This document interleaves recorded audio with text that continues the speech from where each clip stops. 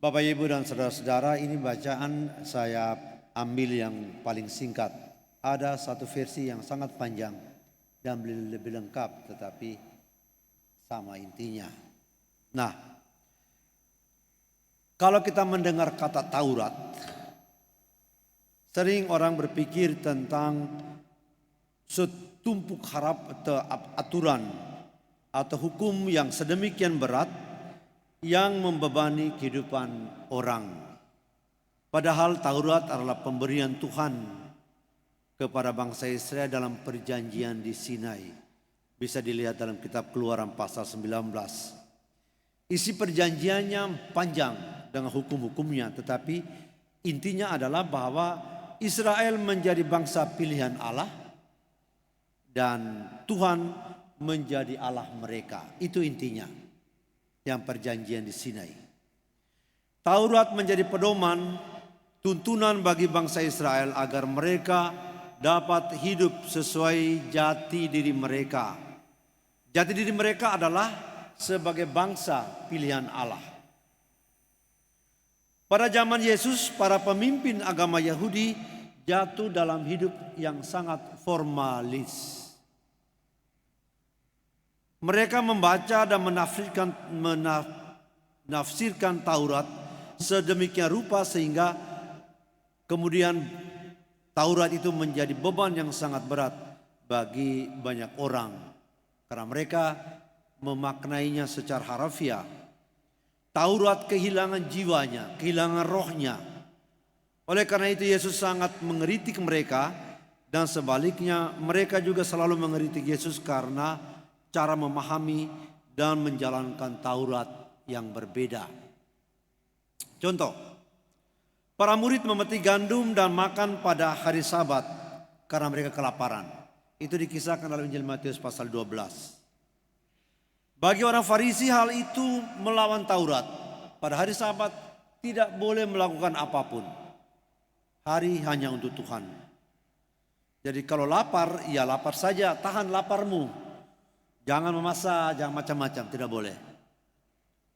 Sedangkan bagi Yesus diperbolehkan karena mempertahankan hidup itu jauh lebih mulia, lebih unggul, lebih tinggi nilainya daripada hanya menjalankan Taurat, hukum Taurat. Atau dalam kisah Yesus yang menyembuhkan orang pada hari Sabat, Injil Matius pasal 12. Untuk orang Farisi itu bertentangan. Pada hari Sabat itu tidak boleh melakukan apa-apa. Sampai sekarang, pada hari Sabtu sore itu mereka sudah berhenti semua. Mereka hanya duduk di rumah membaca Taurat. Atau sekarang zaman modern ada yang pergi ke hotel, tinggal di hotel, satu kamar mereka sewa dan tinggal di dalam hotel itu dan membaca Taurat, merenungkannya sampai keesokan harinya. Maka menyembuhkan orang sakit pun tidak boleh. Kau boleh sakit, kau sabar. Kau boleh pergi ke tabib, ke dokter, nanti lewat hari Sabat. Begitu. Bagi Yesus tidak. Hari Sabat itu dilakukan, dibuat untuk manusia. Maka kalau ada orang yang membutuhkan, harus dilakukan. Maka Yesus mengatakan, kalau pada hari Sabat kamu punya anak sapi, kerbau, keledai jatuh di dalam sumur, pasti kamu pergi mengeluarkannya. Itu sapi, binatang, apalagi manusia. Itu pertentangan antara Yesus. Dari kisah-kisah pertentangan Yesus dan kaum Farisi, kelihatan seakan-akan Yesus tidak peduli dengan Taurat. Namun dari bacaan ini terlihat jelas bahwa Yesus sungguh memelihara Taurat. Kalau kita membaca dari bacaan yang panjang yang tadi saya masukkan, itu dikatakan bahwa kalau ada orang yang menghilangkan satu iota itu huruf kecil, satu huruf saja yang kecil dari Taurat, atau satu titik saja, karena menghilangkan titik itu mengubah makna. Kalau kamu menghilangkan itu, kamu akan mendapat tempat paling rendah dalam kerajaan Allah, artinya di neraka. Tidak selamat.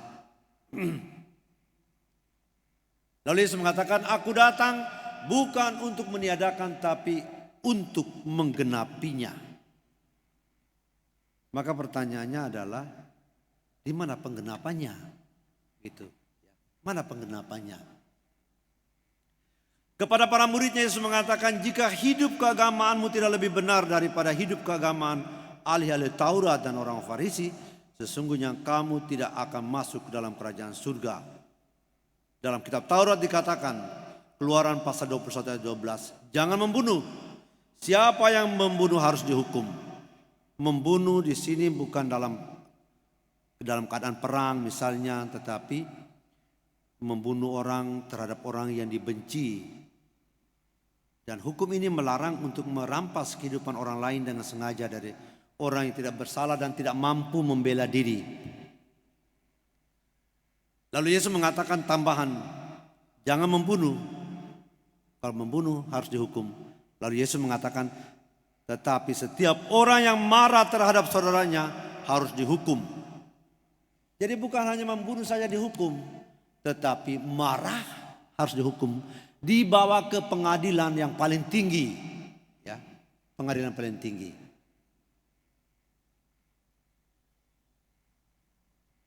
Setiap orang yang mengatakan kepada saudaranya kafir harus dihadapkan ke mahkamah agama, pengadilan paling tinggi.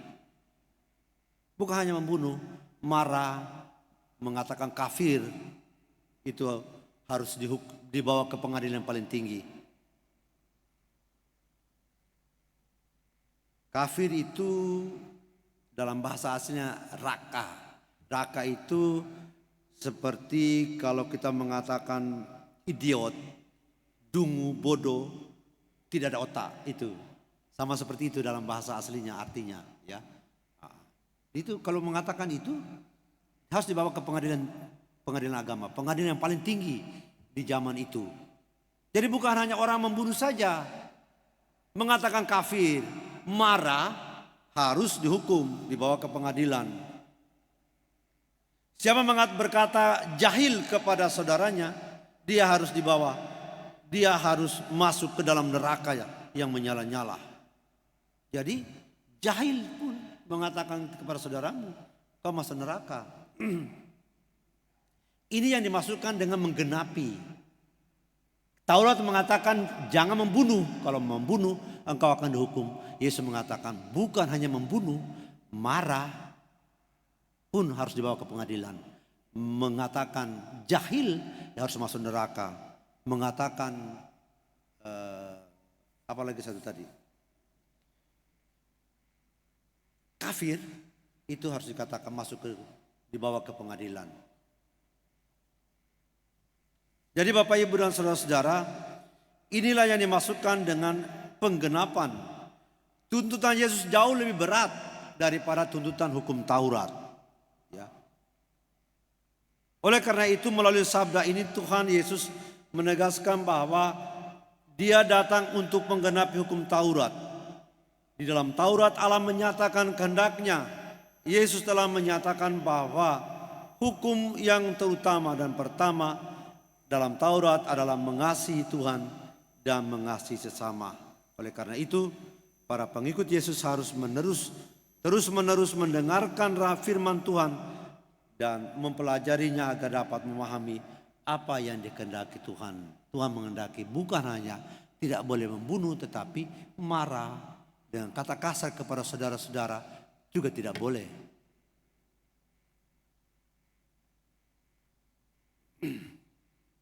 Yesus mengatakan bahwa hukum Taurat juga kitab suci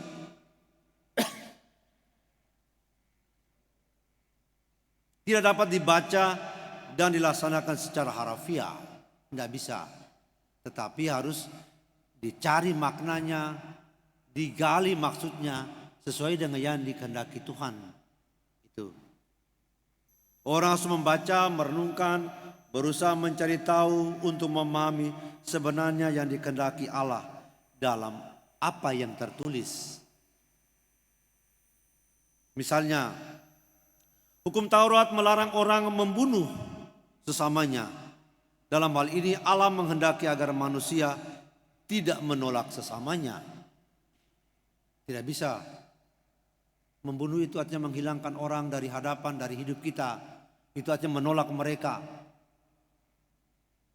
Maka kita harus berusaha untuk mencari tahu supaya menghindari semua hal yang menunjukkan penolakan.